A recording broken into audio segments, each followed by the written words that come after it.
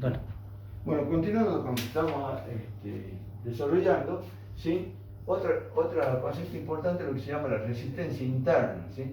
La resistencia interna, todo aparato que genera fuerza electromotriz, o sea que puede generar corriente, como este aparato que está acá, por ejemplo, tiene su propia resistencia interna. ¿Qué quiere decir? Que a pesar de que tiene una serie de elementos en su interior, conductores, condensadores, etcétera, cables, eso todo al pasar la corriente le genera una especie de resistencia que no es tan grande como la que consume la mayoría del potencial, pero sí le hace caer una pequeña caída de potencial.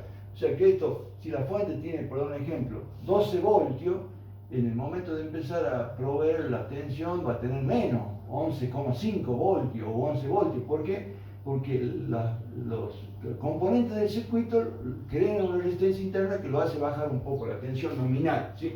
Entonces, de igual modo, pasa una corriente ahí, ¿cierto? De menos a más, ¿sí? Por la parte interna va del borde negativo al positivo, por la externa del positivo al negativo. La corriente pasa por acá y, bueno, ¿qué va a pasar? Digamos que vamos a tener que si lo descomponemos el circuito, mejor si se lo ve acá, está el circuito descompuesto, ¿sí? Vamos a tener que es como que lo cortáramos en A y B donde está la fuente, ¿sí? La fuente lo que va a hacer es levantar el potencial del negativo al positivo, pero como tiene su resistencia interna, este potencial alto que con relación al piso está acá, lo ha hecho levantar, al encontrar la resistencia interna va a bajar un poco, y una vez que sigue circulando, al encontrar la resistencia principal o la consumidora, lo hace bajar, pero en forma sensible, mucho mayor que la resistencia interna, y lo hace llegar a nivel cero, a potencial cero. Esa es la caída de tensión principal que se indica por R por I, que lo vamos a ver con la ley de Ohm. Es decir, que la fuente lo que va a hacer es llevarlo nuevamente de cero al nivel más alto que es la tensión nominal de la fuente, ¿sí? Bien, eso en cuanto a lo que es resistencia interna. ¿Qué otro concepto importante hay? Otro concepto importante es el concepto de intensidad de la corriente, ¿sí? Intensidad de la corriente. La intensidad de la corriente se refiere a cuando un conductor circula una cierta cantidad de corriente que, como nosotros sabemos, son los electrones que se van desplazando dentro del conductor, ¿sí? Entonces, si tomamos una sección del conductor, es decir, tomamos un área y vemos la cantidad de carga, de portadores de carga que circulan por unidad de tiempo, en el caso de los conductores metálicos son electrones, en el caso de los conductores electrolíticos son iones, que pueden ser positivos o negativos. Como el que más usamos son los conductores electrónicos, ¿cierto? Son la cantidad de electrones, la cantidad de carga que circula por un conductor en la unidad de tiempo. Cantidad de carga, ¿sí?, por unidad de tiempo, que normalmente lo expresamos simbólicamente de esta forma. Ponemos que I va a ser igual a Q sobre T, y la unidad de I, ¿cómo va a venir a expresar? La unidad de carga es el coulomb y la unidad de tiempo es el segundo. Y coulomb sobre el segundo se designa ampere, eso es equivalente a un ampere, ¿sí? Ampere, la unidad de corriente, ¿sí? ¿Qué otro concepto importante tenemos? El concepto de resistencia eléctrica, ¿sí? Resistencia eléctrica me da una idea del grado de dificultad que tiene un material al pasaje de la corriente eléctrica, ¿sí?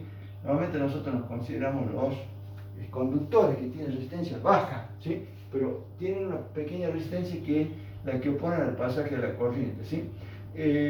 La resistencia, vamos a ver, que tiene que ver con el tipo de material que ponemos, ¿sí?, y la tensión que aplicamos. Por ejemplo, si nosotros le aplicamos acá en los extremos de un conductor, ¿cierto?, una diferencia potencial, es decir, una fuente de tensión que haga circular la corriente, ¿cierto? La corriente va a ir de menos a más, va a venir por acá y va a circular por acá la corriente. Entonces, y nosotros, por ejemplo, ahí ponemos un voltímetro y medimos, ¿sí?, cuál es la tensión, y por otro lado medimos la corriente que circula, ¿sí? Lo vamos a poner a la corriente en verde, ¿sí? La corriente que circula, vamos a tener valores de tensión y de corriente. Supongamos, por dar un ejemplo, B1 y A1. Si yo estoy usando una fuente, por ejemplo, de 12 voltios, y la corriente que circula, por ejemplo, A1 es de 2 amperes, este sería B1, o sea, B1, ¿sí?, sería 12 voltios, y la intensidad le pongamos, se mide en amperes, le pongamos I1, la corriente se mide con un amperímetro y que I1 sea, por ejemplo, de 6 amperes, ¿sí? Si hacemos el cociente de V1 sobre I1, ¿sí? Me va a dar 12 voltios sobre 6 amperes, me da un valor que en este caso es 2, que después vamos a ver que se expresa en ohmios, ¿sí? Pero, ¿qué pasa? Si nosotros reemplazamos la fuente por otra fuente, por ejemplo, la llevamos al doble, una fuente que sea de 24 voltios, ¿sí? Que ya tendríamos un V2, pero ya de 24 voltios.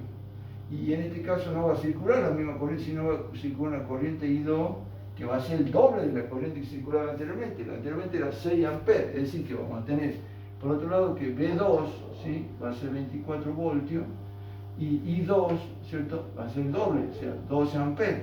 De tal manera que al dividir V2 sobre I2, ¿sí? Vamos a tener 24 voltios dividido en 12 amperes, y eso me va a dar 2 ohms, que es la unidad de corriente. ¿Qué vimos en definitiva?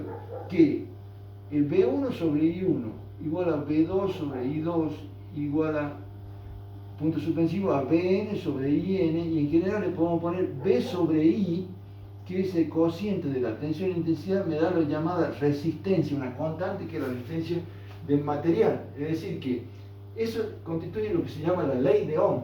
La ley de Ohm se escribe así: V sobre I igual a R, o su equivalente, que V igual a R por I o I por R, ¿sí?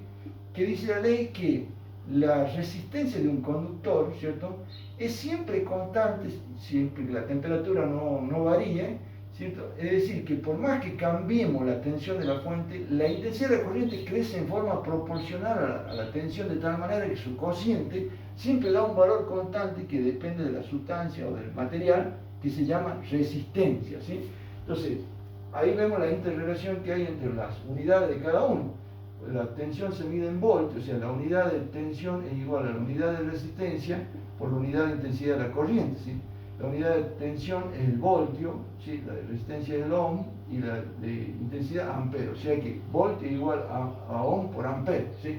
Bueno, eso es lo que constituye la ley de Ohm, ¿sí? Después tenemos los diferentes aparatos que tenemos para trabajar. También vamos a mencionar, ¿sí? Vamos a mencionar otros conceptos, como ser, por ejemplo, el de resistividad, ¿sí? Que es importante para un método posteriormente, ¿sí?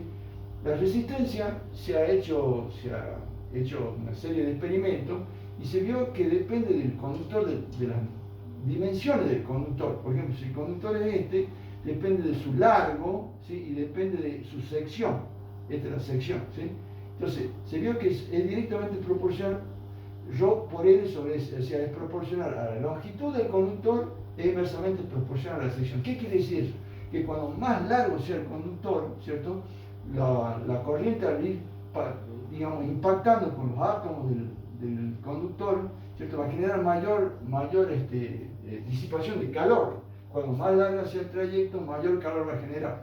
Y a la inversa, digamos, pasa con la sección. ¿Por qué? Porque en una sección grande los electrones tienen espacio para pasar y tienen menos resistencia. En cambio, en una sección pequeña, digamos, a los electrones les cuesta pasar, y por otro lado, secciones pequeñas generan mayor disipación de calor. Por eso la resistencia es directamente proporcional a la longitud del conductor e inversamente proporcional a su sección. Este factor constante se llama factor de proporcionalidad, ¿cierto? Se llama resistividad, ¿sí? La resistividad, digamos, es un valor que no depende tanto de la dimensión, sino de la naturaleza del conductor. ¿Qué quiere decir? Que la resistividad, para aquellas sustancias que son no metálicas, o sea, aislantes o dieléctricos, tienen valores de resistividad altos. En cambio, para los conductores tienen valores bajos. Fíjense que si nosotros tomamos un conductor en forma de cubo, que tenga 1 centímetro de cada lado, ¿sí?, la sección de ese va a ser tanto la longitud de 1 centímetro y la superficie de 1 centímetro cuadrado, o sea que R por 1 centímetro sobre 1 centímetro cuadrado. Como esto es 1 y 1, ¿sí?, me va a dar que R va a ser igual a ρ, o sea que es la manera de definir la resistividad. La resistividad es la resistencia que tiene un cubo de 1 centímetro de lado de cualquier material, y depende exclusivamente del tipo de sustancia. En la sustancia conductora la resistividad es baja, y en la sustancia aislante o dieléctrica la resistividad es alta. Bien. Eso en cuanto a la resistencia y resistividad, ¿sí? Ahora vamos a ver otro concepto importante, ya para ir cerrando, el concepto de potencia, ¿sí? Potencia de una fuente, ¿sí? La potencia se define como el producto de la tensión por la intensidad de la corriente, ¿sí?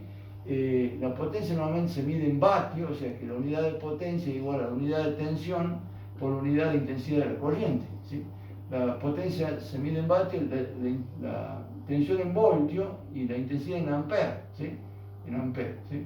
Y la potencia trabaja sobre tiempo y se mide en vatios. Fíjense si ustedes hacen la conversión, ¿sí? Potencia se puede definir como trabajo sobre tiempo, ¿sí? Es decir, la cantidad de trabajo que se realiza en unidad de tiempo. Y esto se va a medir en joules sobre segundo, ¿sí? Y eso normalmente se pone en vatios, ¿sí? Y fíjense que es lo mismo que daría que tensión por intensidad de la corriente, voltio por ampere. Volt, digamos, es trabajo por unidad de tiempo, y coulomb, ampere coulomb, es carga, trabajo por unidad de carga, acá, perdón, por unidad de carga, y acá ves trabajo por unidad de carga, y esto va a ser carga por unidad de tiempo. Entonces se va coulomb con coulomb y queda joule sobre segundo. Es decir que la potencia se mide en vatios, que es equivalente a trabajo por unidad de carga, ¿sí? Por unidad de carga, que sería lo que es potencia, ¿sí? Después tenemos lo que son los circuitos eléctricos, cómo se mide tanto la resistencia como la intensidad, que eso lo damos a continuación.